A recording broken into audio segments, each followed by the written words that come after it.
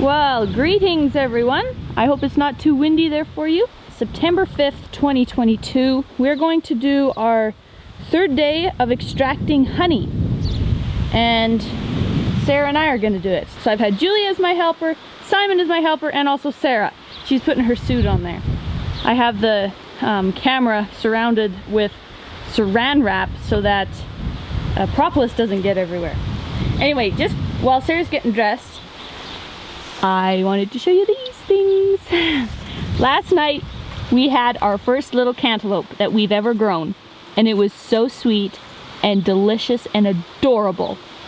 And I think it was Adam, he was especially excited about our cantaloupe, and he was doing some things with his garden, so thought you might like to see that. And we also have a whole bunch of watermelons that are coming. They're probably around 5-6 pounds and they're just growing. Anyway, we're gonna load the mule up and head on over to the bee yard. We'll see you over there.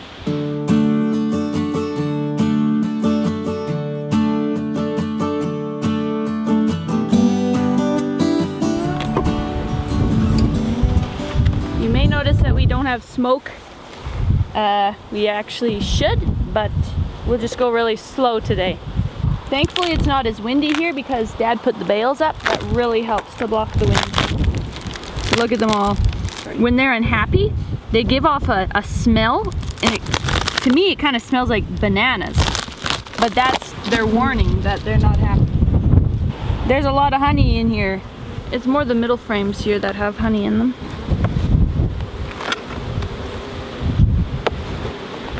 This hive has actually been one of the slower ones getting going. We got all these hives as nukes in the springtime, and 2 of them have done really well. Maybe 3 of them have done really well. There. So this, you can see that's all capped.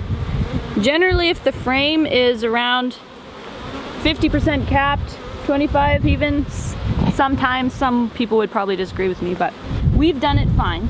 So you can see that's capped like that, and we'll take this frame. So you knock the bees off. Weren't that many on there. And we just brush them off in front of the hive. Oh, there's a bee in the dead cat on the mic. Anyway, so we take the frame, and I would typically give this to Sarah, but because she's holding the camera, I'm going to put it into the mule myself. Like so. And we go through and do that to all of the honey frames. And for those of you who aren't very familiar with bees, generally the 2 bottom boxes are brood chambers. Sometimes people will just have one brood chamber, just the very bottom. And the brood chamber is where the queen lives and where she just lays eggs and makes more baby bees, basically, to keep the hive going.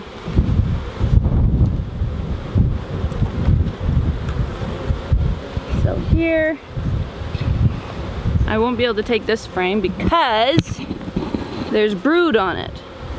Now, I don't have a queen excluder on my hives. I could, I have some, I just haven't used them lately.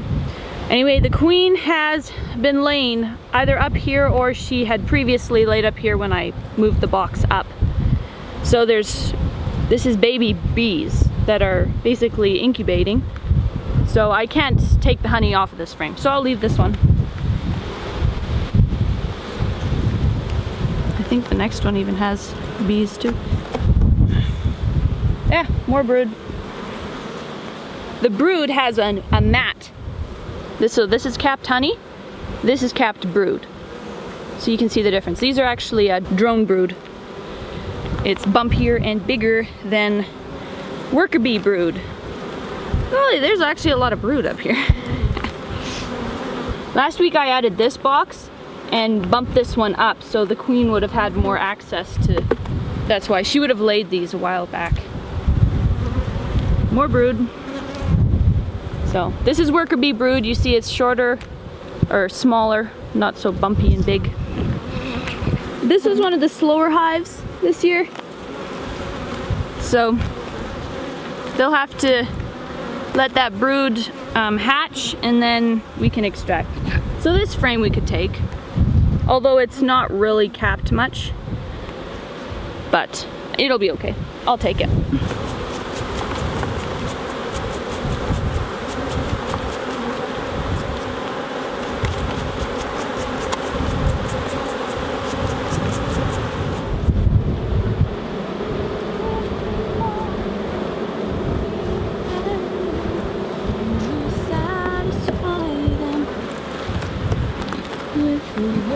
Of their hands, giving them peace within their lands. Here we go. This one's also not quite capped, but I know that we have a lot of other capped honey, so I'm going to take this as well.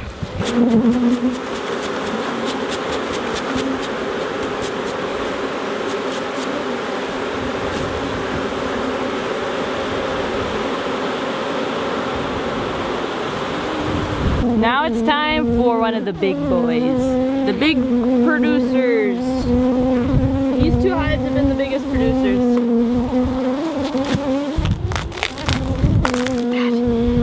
Isn't that beautiful? Oh, isn't that pretty? This is just so pretty. How they build that up, hey? Okay, so this is the wax. It's just to help them crawl around better. And this stuff, this is the nightmare of beekeepers. It's propolis, and it gets stuck with everything. That's why I was hesitant to bring the camera out. But because I wrapped the camera in saran wrap, I think that'll protect it. But this stuff is incredibly medicinal. It is from resins and like saps from plants and trees. So lots of you are familiar with spruce pitch or spruce resin. That's what I use to make my spruce gum. And this would have spruce resin in it, but it would also have a host of other tree resins and plant resins. So it's very diverse and very, very powerful, and very expensive if you're to buy it. It's incredibly immune boosting and very good for like viruses and throat, mouth issues. It's been used for thousands of years. So look at all that. So I collect it and I save it, and I make propolis tinctures, and I use it for my northern amber salve that we sell on our website and Etsy store. And of course we use all our own beeswax in our cosmetic products. Our candles, we haven't used our own yet because we hadn't had enough, but we got our beeswax from a local beekeeper. Actually, he's the fellow that provided us with 3 of our nukes this year. All right, here we go. Woo! Oh, praise Yahweh, this is so beautiful. There's actually a little bit of brood here, just a little bit. So, but look at that, beautiful frame of honey. Yeah, these are heavy. It's amazing how heavy honey is. Look at that full hive in there. Oh golly, there's brood in here too. Ah, my goodness, I thought it would have hatched. Well, we'll put this guy back in.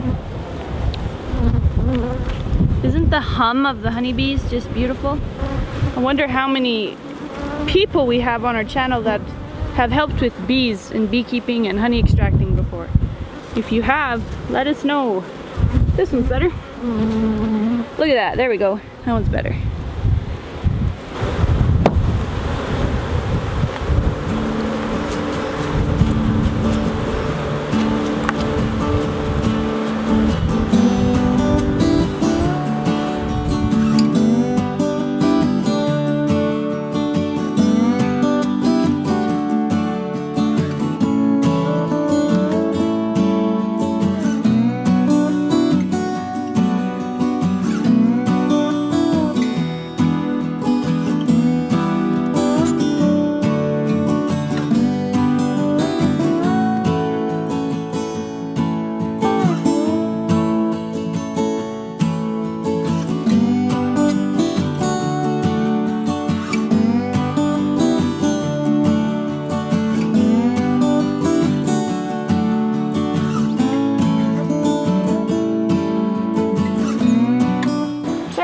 Simon. Hello.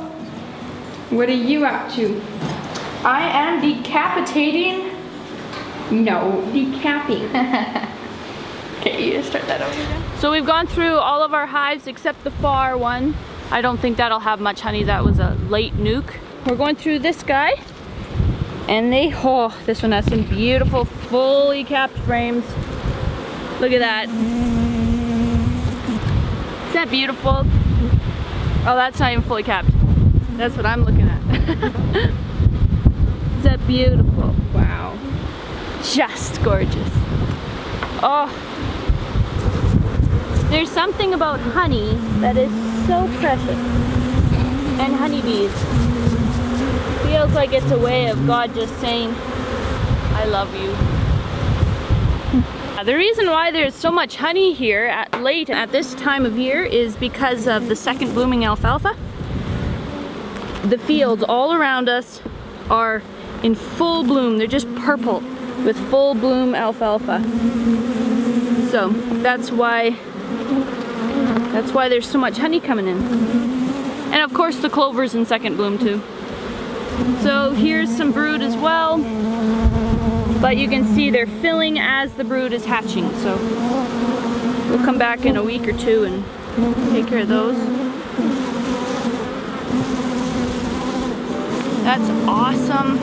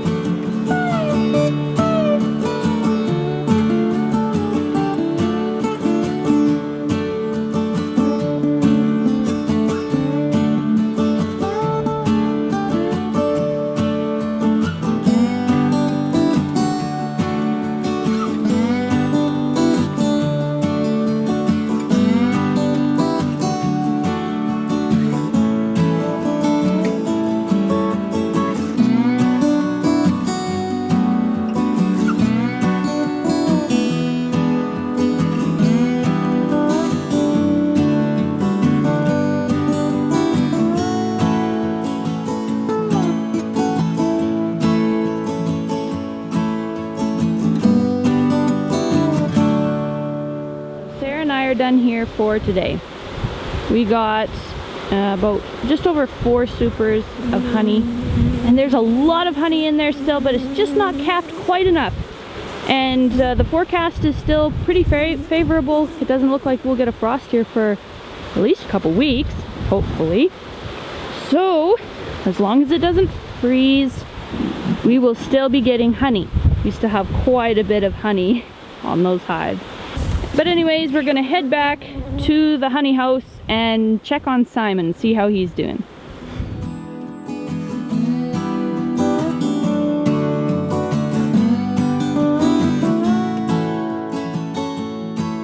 Hey Sarah. Hi. What's up? We are extracting. And it's going. You can probably hear our shoes. We had a honey overflow last time we were extracting, and what a mess to clean up. My goodness. Yeah. Over the next hour and a half or so, we'll just slowly keep increasing the speed until all of the honey has spun out. There, you can see it coming. Real slow, like. Here it comes. I love this moment. It's so awesome. It's like, hallelujah! There's the first fruits. Even though we've already had our very first extraction, it's still very exciting. Beauty, beauty, beauty. Doesn't that just put a smile on your beautiful face, Sarah? Yeah. You're admitting that you have a beautiful face, you know. I got you in that one. We have smoked Gouda cheese. That's actually the cheese that we did the Gouda video on. And you guys will be excited to see that video. Oh, it's gonna be really good. How to make Gouda cheese. It's all finished, I just have to edit it now. Now just go. But you take the honey, and you eat it with the Gouda cheese. And it's so good. Smoked cheese and honey. Hallelujah. Hallelujah.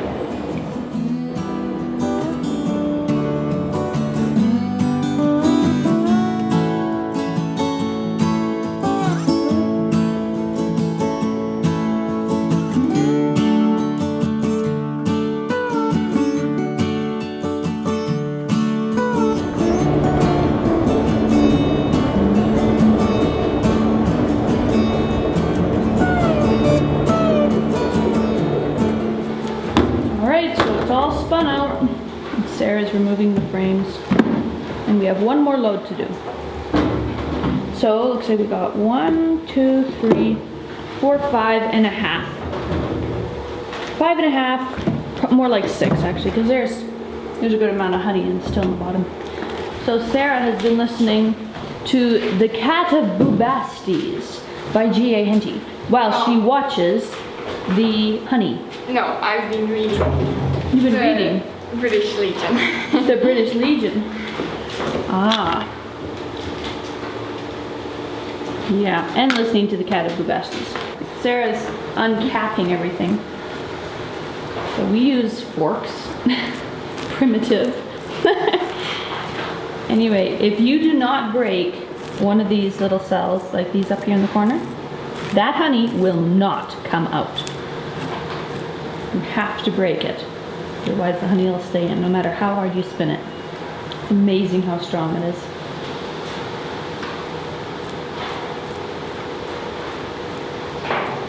And of course, all of the cells are slanted slightly upwards, right? So that the honey doesn't run out.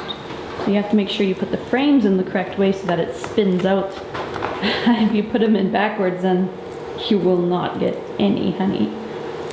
And we have 20 frames that go in here. Just past 6 o'clock, and we have about 12 gallons of honey. You can see there's not much splatting off. So you can turn it off. We are so blessed to have this honey extractor. Good. It hasn't been the warmest today, so we've had the heater going. I don't know, it's probably around 20 Celsius.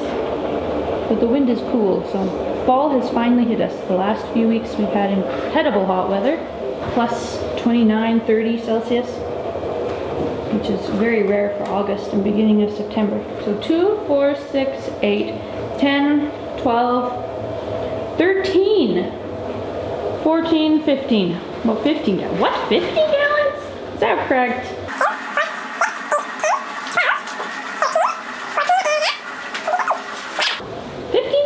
I was not expecting that. And you're just eating more honey. She loves this job. Anyway, we're gonna let this stop spinning, and then we will empty these frames out. And then we'll just unstrap this and put a board underneath so that the honey in the bottom can just slowly drip back out into the pail. And then we'll have to move our honey into storage. What a blessing.